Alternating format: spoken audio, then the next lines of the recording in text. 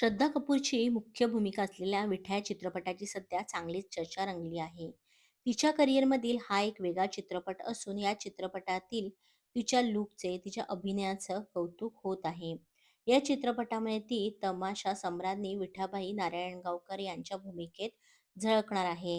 या चित्रपटाचा टीझर प्रेक्षकांच्या भेटीस आल्यापासूनच प्रेक्षकांना या चित्रपटाची आतुरतेने वाट पाहत आहे.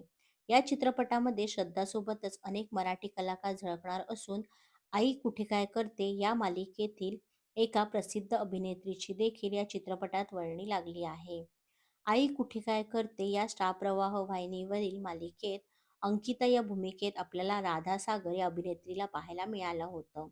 या मालिकेमध्ये राधाची भूमिका नकारात्मक असली तरीही ही भूमिका तिने खूपच चांगल्या पद्धतीने वठवली होती आणि त्यामुळेच ही मालिका संपून अनेक महिने झाले असले तरीही तिची भूमिका आजही प्रेक्षकांच्या मनात ताजी आहे.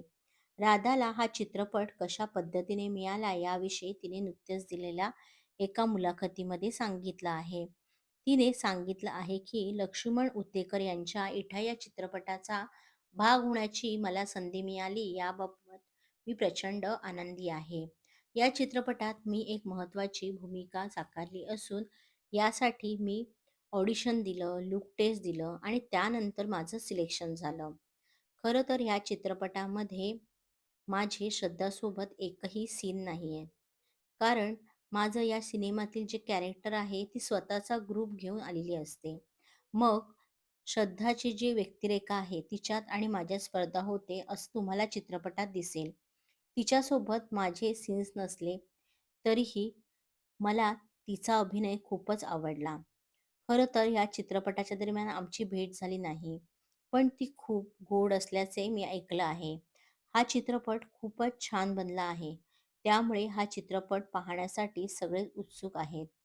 लक्ष्मण उतेकर यांचं दिग्दर्शन असलेला एटा हा चित्रपट प्रेक्षकांना 28 ऑगस्टला पाहायला मिळणार आहे.